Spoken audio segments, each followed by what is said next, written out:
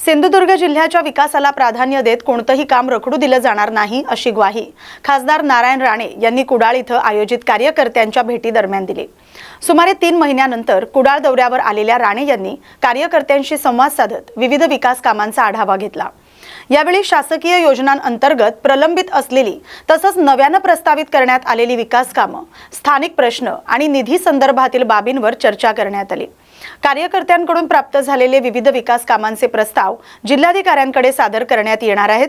त्यांना तातडीने मंजुरी मिळवून देण्यासाठी पाठपुरावा केला जाईल असं राणे यांनी सांगितलं। विधानसभा निधी तसंच पालकमंत्री निधीच्या माध्यमातून जिल्ह्यात विकास कामांचा वेग कायम ठेवण्यात येत असून आगामी काळातही सिंधुदुर्ग जिल्हा विकासाच्या बाबतीत कुठेही मागे पडणार नाही असा विश्वास त्यांनी व्यक्त केलाय। दौरा सहज दौरा म्हणून आपल्या कुडाळला कार्यकर्त्यांना मी भेटायला आलेलो आहे आणि त्या निमित्ताने काही कामं विविध योजना अंतर्गत समाविष्ट करायची असल्यास आज ती घ्यावी आणि परत कलेक्टरकडे पाठवावी यासाठी आजची आपल्या सर्वांची ही भेट आहे। बरेच दिवस भेटलो नाही, 3 महिने जवळपास मी आलोही नव्हतो। आता आल्यानंतर आज असं वाटलं की आज सगळ्यांची भेट घ्यावी या अनुषंगाने मी आलेलो आहे। आता ही जी कामं आहेत ती मी उद्या कलेक्टर साहेबांकडे देईन आणि ती मंजुरी केली जातील। विकासाच्या बाबतीत आपला जिल्हा पुढे मागे पडणार नाही। पालकमंत्री असो की आपले आमदार असो हे सातत्याने कामाचा पाठपुरावा करतायत आणि ते कुठल्याही कामामध्ये कमी पडणार नाही याची मी तुम्हाला खात्री देईन। विधानसभेचं निधीचं काम असो किंवा पालकमंत्री नात्याने निधीचं फंडाच्या निमित्ताने काम असो, अतिशय चांगलं काम चाललेलं आहे आणि त्यासाठी फक्त तुम्ही सर्वांनी आशीर्वाद द्यावेत एवढी मी तुम्हाला विनंती करतो। बराच वेळ झालाय, मी सकाळपासून फिरतोय आणि म्हणून इथे थांबावं असं वाटतं। पण पुढच्या वेळा मीटिंग आहेच आपली, सगळ्यांची मिळून एक मीटिंग ठेवली आहे। आढावा आणि काही मार्गदर्शन अशा स्वरूपाची ही बैठक असेल आणि तेव्हा सविस्तर बोलू। बीड शहरातील तहसील माहेश्वरी सभेच्या वतीने आयोजित करण्यात आलेला 3 दिवसीय महेश नवमी उत्सव 2026 धार्मिक आणि सामाजिक उपक्रमांनी उत्साहात संपन्न झाला। अमृत सारडा आणि पंकज धूत यांच्या पुढाकारानं तसंच माहेश्वरी समाजाच्या सहकार्यानं 21 ते 23 जून दरम्यान विविध कार्यक्रमांचं आयोजन करण्यात आलं। पहिल्या दिवशी डॉक्टर अमृता मंत्री यांनी महिला सक्षमीकरण, बालसंस्कार, विज्ञान विषयक जनजागृती आणि समाजातील परंपरा यावर मार्गदर्शन केलं। दुसऱ्या दिवशी रक्तदान शिबिर आणि श्रुती जैन नागपूर यांच्या भजन संस्थेचा कार्यक्रम मोठ्या उत्साहात पार पडला। तर अंतिम दिवशी भव्य ई-बाईक रॅली, भगवान महेश यांची पूजा, रथयात्रा आणि शोभायात्रेत हजारो समाज बांधव सहभागी झाले। यावेळी सामाजिक एकोपा आणि सांस्कृतिक परंपरा जपण्याचा संदेश देण्यात आलाय। या बातमीचा आढावा घेतलाय प्रतिनिधी RK अरसुल यांनी।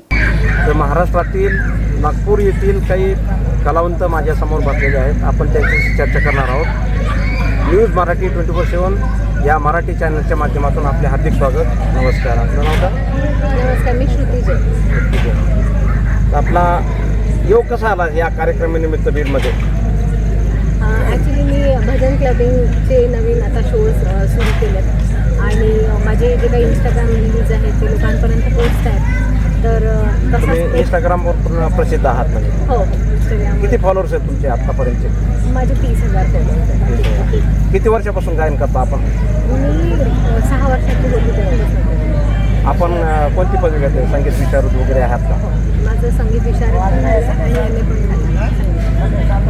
महाराष्ट्रामध्ये कुठे कार्यक्रम झाले आहेत आतापर्यंत? महाराष्ट्रामध्ये तर पूर्ण महाराष्ट्रभर झाले असं म्हणू शकतो आणि बीड शहरात मी आज पहिल्यांदाच कार्यक्रम केला आणि बाकी महाराष्ट्राचा बाहेर आणि बाकी इंटरनॅशनल शोज पण केले। आपण जे गायन करता मराठी, हिंदीमध्ये करता? हो। तर भावगीत वगैरे काही आपण गायन करता का? हो, भावगीत, भक्तिगीत काही। आता बरेचसे आपल्या समाजामध्ये महिलांना देवीचे गाणे आवडतात, तर देवीचे गाणे वगैरे आपण गाता? हो. कोणकोणते गाणं गातात? देवीचे म्हणजे जे प्रसिद्ध आहेत, माझी रेणुका माऊली वगैरे. माझे रेणुका माऊली. आता यापुढे कुठं प्रवास आहे आपला तुमचा, म्हणजे आता पुढे नियोजन कार्यक्रमाचं कुठं केलं? माझे सतत कार्यक्रम सुरू असतात. आता नागपुरात वगैरे भरपूर होत असतात, आमचं तिथे राहणं नागपुराच्या आजूबाजूला प्रॉपर नागपूरचे का? नागपूरमध्ये कुठल्या तालुका, शहर, ग्रामीण? प्रॉपर ते आपल्या समवेत किती जणांची कार्यक्रमाची टीम आहे? अशी तर पूर्ण 5-6 जणांची टीम आहे, पण त्यात कधी कधी जास्ती मेंबर्स पण असतात. जशी गरज असते. आपल्या टीमला वगैरे काही नाव असेल ना, म्हणजे आता एक वेळ जर समजा हा कार्यक्रम कोणाला आवडला तर कोणती टीम होती हे सर्वांना माहिती असायला हवी. आपल्या टीमचं नाव काय? मी ॲक्च्युली अर्बन संगीत म्हणून एक आमचं हे आहे, त्याच्या बॅनर अंडर मी भजन क्लबिंग करते आणि माझे जे काही बँड शोज वगैरे असतात ते छोटी जैन लाईव्ह या शो लावले. आपलं मार्गदर्शन कोणाचं मिळालं गायनसाठी? जे मार्गदर्शन, आता आपले गुरु असतात आणि गुरुच्या शिष्यांना पूर्ण मार्गदर्शन असतं, तर आपले प्रथम गुरु कोण लोक? माझे वडीलच माझे गुरु आहेत, प्रथम गुरु. त्यांच्याकडनं मी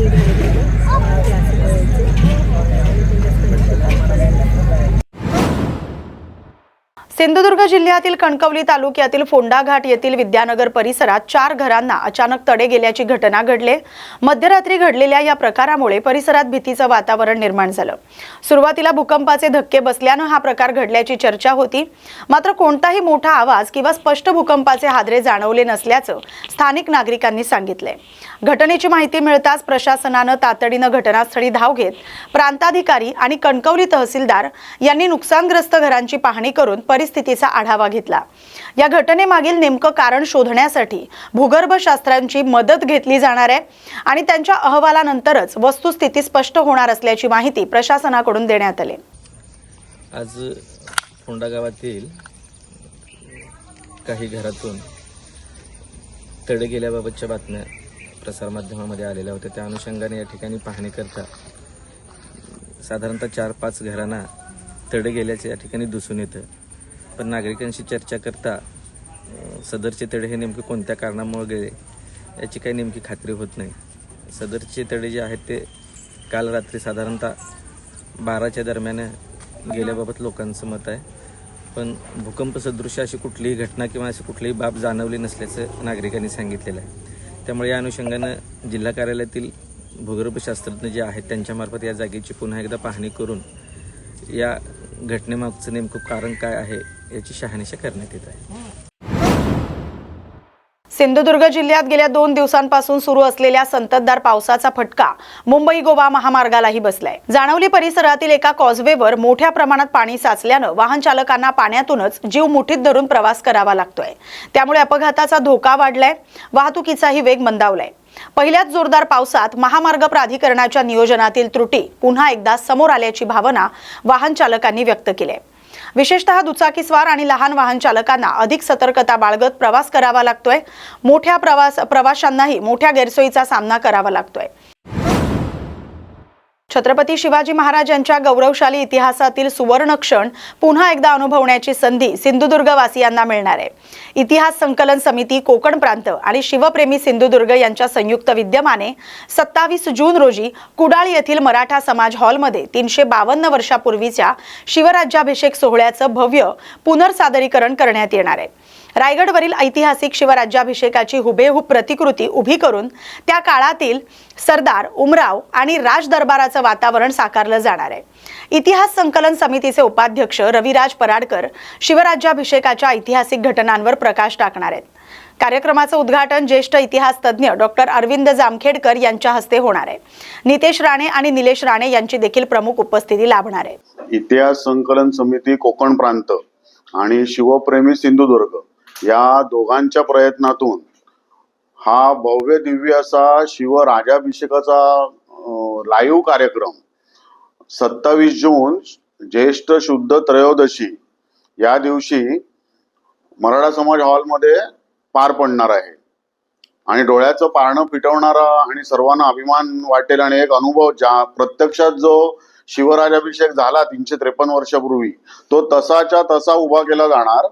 त्यावेळेला जे सरदार, उमराव, जे कोणी प्रमुख व्यक्ती त्यावेळेला त्या कार्यक्रमाला हजर होत्या, त्या सगळ्यांची उपस्थिती दाखवली जाऊन तशी पात्र तिथे आणून त्यांच्या मार्फत शिवाजी महाराजांना प्रत्यक्ष सगळे विधी वगैरेंच्या त्यावेळेला जसे विधी झाले त्या विधींचे संस्कार होऊन हा शिवराजाभिषेक कार्यक्रम 27 जूनला आपल्या कुडाळमध्ये होतोय, मराठा समाज हॉल येथे.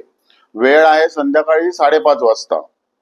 आणि आपल्या या कार्यक्रमाला आपल्याला प्रमुख पाहुणे म्हणून लाभले आहेत आपल्या जिल्ह्याचे पालकमंत्री श्री नितेशजी राणे साहेब आणि आपले स्थानिक आमदार श्री निलेशजी राणे साहेब. त्याचप्रमाणे कार्यक्रमाचे कार्यक्रमाध्यक्ष असणार हेमंत मुजुमदार आणि उद्घाटक आहेत डॉक्टर अरविंद जामखेडकर आणि इतिहास संकलन समितीचे डॉक्टर रविराज पराडकर. हे स्वतः इतिहासाचे गाढे अभ्यासक आणि इतिहास संशोधक आहेत. त्यांचं सादरीकरण असणार, म्हणजे त्यांची कॉमेंट्री असणार.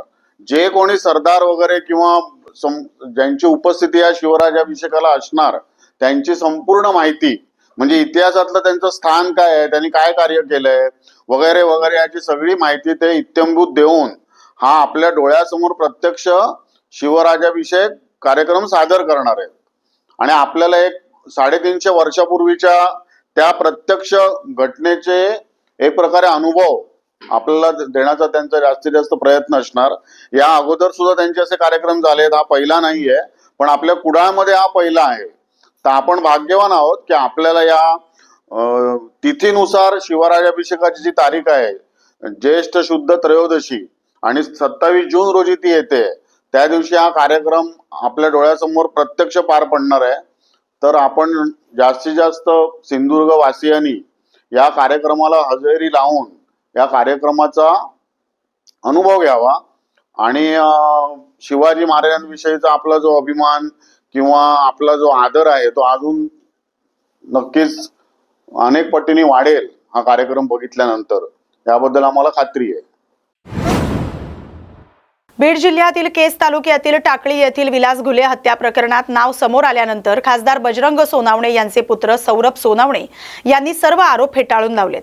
घटनेच्या दिवशी आपण घरीच होतो आणि आपली थार गाडी ही घराजवळच उभी होती असा दावा त्यांनी केलाय. राजकीय द्वेषातून आपल्याला या प्रकरणात गोवलं जात असल्याचा आरोप करत सीसीटीव्ही फुटेज आणि कॉल डिटेल रेकॉर्डमधून सत्य समोर येईल असंही त्यांनी स्पष्ट केलंय. दरम्यान विलास घुले यांची हत्या अत्यंत दुर्दैवी असल्याचं सांगत या प्रकरणातील दोषींवर कठोर कारवाई व्हावी अशी भूमिका देखील त्यांनी मांडली. काल परवाची केस तालुक्यातील टाकळी व कदमवाडी या वस्तीलगत जी घटना घडली आहे ती अत्यंत दुर्दैवी अशी घटना आहे. या घटनेचा आम्ही सर्वप्रथम निषेध करतो व स्वर्गीय विलास घुले यांना देखील भावपूर्ण श्रद्धांजली अर्पण करतो. ही त्यांची जी हत्या झाली आहे ही हत्या कशा पद्धतीने झाली, याच्या पाठीमागे काय कारण आहे हे देखील पोलीस प्रशासनाने पाहिलं पाहिजे. या पाठीमागे कोण राजकीय द्वेषापोटी हा कोणी राजकीय दबाव आणून काय कट रचतंय का हे देखील पाहिलं पाहिजे. या ठिकाणी या गुन्ह्यामध्ये माझं नाव यामध्ये घेतलं जात आहे. हा खरोखरच यामध्ये माझं नाव येतंय का हे पोलीस प्रशासनाने पाहिलं आहे. 20 जून 2026 वार शनिवार रोजी माझे पूर्ण सीसीटीव्ही फुटेज व माझं या ठिकाणी पाहिली गेली आहे. मी सकाळी 9 वाजता घरून माझ्या पवनसूत निवासावरून निघालो व एडेश्वरी साखर कारखाना युनिट 1 या ठिकाणी पोहोचलो. तिथून परत मी रिटर्न 2 वाजता माझ्या निवासस्थानी परत आलेलो आहे. 2 वाजल्यापासून मी पुढच्या दुसऱ्या दिवशीपर्यंत मी माझ्या घरी निवासस्थानीच आहे. याची देखील सीसीटीव्ही फुटेज SP साहेबांनी असेल, पोलीस प्रशासनाने असेल, यांनी सर्वांनी पाहिली आहे. याची देखील फुटेज आहे. दुसरा विषय म्हणजे त्या ठिकाणी ज्या ठिकाणी ही घटना घडली त्या ठिकाणी माझी थार गाडी गेली आहे असं देखील आरोप केले जातात. पण मी आपल्या सर्वांना सांगू इच्छितो की माझी थार गाडी देखील त्या तारखेला 20 तारखेला पूर्ण दिवसभर माझ्या पार्किंग मध्ये उभा होती. हे देखील सीसीटीव्ही फुटेज मध्ये क्लिअर दिसत आहे. त्याच्यामुळे पोलीस प्रशासनाला देखील विनंती आहे, जर कुठे तुम्हाला मला बोलवायचं असेल तर मी देखील त्या ठिकाणी यायला आपल्या सर्वांशी संवाद साधायला मी त्या ठिकाणी उपस्थित राहू शकतो. जर तो माझ्यावर कोण आरोप करत असतील तरी त्या आरोपाला मी सामोरे जाऊन आपल्या सर्वांचे पोलीस प्रशासन ज्या ठिकाणी मला बोलवेल त्या ठिकाणी येऊन मी आपल्या प्रश्नांना उत्तर द्यायला तिथे हाजीर असेल, कुठल्या तरी राजकीय द्वेषापोटी माझं नाव यामध्ये घेतलं जातंय का हे देखील बघितलं पाहिजे. आपण सर्वांनी बघितलं गेलं की या ठिकाणी माझं नाव यामध्ये घेतलं जात आहे, परंतु यात काहीच तथ्य नाहीये. हे सगळे बिनबुडाचे आरोप आहेत. मुक्ताईनगर तालुक्यातील अंतुर्ली, कार्की आणि परिसरात ढगफुटी सदृश्य मुसळधार पाऊस झाल्यानं जनजीवन विस्कळीत झाले. कर्की इथं साखरपुड्यासाठी आलेली खासगी बस नाल्यातील पाण्यामुळे अडकली होती, मात्र चालकाच्या प्रसंगावधानामुळे मोठी दुर्घटना टळली. अनेक घरांमध्ये पाणी शिरून संसारोपयोगी वस्तूंचं नुकसान झालंय, तर काही दुकानंही पाण्याखाली गेल्यानं व्यापाऱ्यांना आर्थिक फटका बसलाय. नुकसानग्रस्तांनी पंचनामे करून शासनाकडून तातडीच्या मदतीची मागणी केली. अमरावती जिल्ह्यात सलग दुसऱ्या दिवशी झालेल्या मुसळधार पावसामुळे जनजीवन विस्कळीत झाले. पावसामुळे नागरिकांना उकाड्यापासून दिलासा मिळाला असला तरी अमरावती जिल्हा सामान्य रुग्णालयात गंभीर परिस्थिती निर्माण झाली. रुग्णालयाच्या आकस्मिक इमर्जन्सी वॉर्डमध्ये मोठ्या प्रमाणात पावसाचं पाणी शिरल्यानं रुग्ण आणि त्याच्या नातेवाईकांचे हाल होत आहेत. वॉर्डमध्ये साचलेल्या पाण्यातून रुग्णांवर उपचार करण्याची वेळ वैद्यकीय कर्मचाऱ्यांवर आली आहे. मी आलो आहे तिवसा रुग्णालयातून. आईला आणला 3 वाजता. तेव्हापासून पाणी चालू झाला. व्यवस्था काहीच नाही यायची. इंजेक्शन नाही, गोळ्या नाही, काहीच नाही. फक्त सलाईन लावली ही नाही मिळाली. पाण्याची परिस्थिती जसं पाणी मागं पाहताय तुम्ही तसं पाणी यायचंच आहे. आणखी हा माझा मुलगा आणला आहे मी, त्याला व्यवस्था नाही आहे काहीच. कमसे कम भाऊ घोट्याच्या वरता आहे. घोट्या जो आपला घोटा आहे ना खालचा पायाचा त्याच्यावरतं पाणी होतं तेव्हा. आता कमी झालं आहे. डॉक्टर आहे पण ते येऊनच नाही आले पाणीसाठी काहीच नाही. सिंधुदुर्ग जिल्ह्यात अखेर पावसानं दमदार हजेरी लावल्यानं बळीराजाला मोठा दिलासा मिळालाय. मान्सूनच्या सुरुवातीला काही दिवस पावसानं खंड दिल्यामुळे शेतीची कामं रखडली होती, मात्र गेल्या 2 दिवसांपासून सुरू असलेल्या चांगल्या पावसामुळे शेतकऱ्यांनी पुन्हा एकदा जोमानं भात लावणीच्या कामांना सुरुवात केली. पावसामुळे शेतामध्ये पुरेसा ओलावा निर्माण झालाय. भात लावणीसाठी पोषक वातावरण तयार झालंय. त्यामुळे जिल्ह्यातील अनेक भागात शेतकरी कुटुंब लावणीच्या कामात व्यस्त असताना दिसतायत. रखडलेली शेतीची कामं मार्गी लागल्यानं शेतकऱ्यांमध्ये समाधानाचं वातावरण पाहायला मिळतंय. तरवा आलेला होता, त्याच्यामुळे शेतीला आम्ही सुरुवात केलेली आहे. त्याच्यामुळे आम्ही आजपासून सुरुवात केलेली आहे. पाऊस नसल्यामुळे तुमचं नुकसान झालं होतं काय? पाऊस न पडल्यामुळे तरव्याला पाणी नव्हतं, तरवा मरत होता. पंपाने पाणी लावलं आणि त्याच्यामुळे तो जगलेला आहे तरवा. मात्र पाऊसच जर झाला नसता तर काय नुकसानी झाली असती? पाऊस न झाल्यामुळे काय शेतीत लावायला मिळाली नसती. तरवा पेरलेला ते जागच्या जागीच राहिला असता, मरून गेला असता. त्याच्यामुळे आमचं नुकसान झालं असतं. आज तुम्ही लावणी केली, आनंदी आहात का तुम्ही? आनंदी आहोत. जळगाव जिल्ह्यातील रावेर तालुक्यात झालेल्या पहिल्याच मुसळधार पावसानं जनजीवन विस्कळीत झाले. भोकर, नागोई, नागझिरी आणि मात्रण या नद्या दुथडी भरून वाहू लागल्यात. त्यामुळे शहरातील अनेक रस्ते, गल्लीबोळ आणि सखल भाग जलमय झालेत. अंकलेश्वर बुरहाणपूर राष्ट्रीय महामार्गालगत मोठं झाड कोसळल्यानं काही काळ वाहतुकीत अडथळा निर्माण झाला होता. तर नागझिरी नदीला आलेल्या पुरामुळे काही काळ वाहतूक बंद ठेवावी लागली. दुपारपासून वीज पुरवठा देखील खंडित झाल्यानं नागरिकांना अडचणींचा सामना करावा लागला. अनेक घरांमध्ये पाणी शिरल्यानं घरगुती साहित्य, जनावरांचा चारा आणि जीवनावश्यक वस्तूंचं नुकसान झालंय. दरम्यान सुमारे 30 लाख रुपयांच्या नाले आणि पावसाळी व्यवस्थापनाच्या कामानंतरही गटार तुंबल्यानं नगरपालिकेच्या कामकाजावर प्रश्नचिन्ह उपस्थित झालेत. रावेर पोलीस ठाण्याच्या आवारातही मोठ्या प्रमाणात पाणी साचल्याचं चित्र पाहायला मिळालं. या बातमीसोबतच महाराष्ट्र बुलेटिनमध्ये आता इथेच थांबतोय. अशाच महत्त्वाच्या बातम्यांसाठी पाहत राहा न्यूज मराठी 24/7. नवा भारत, नवा विचार.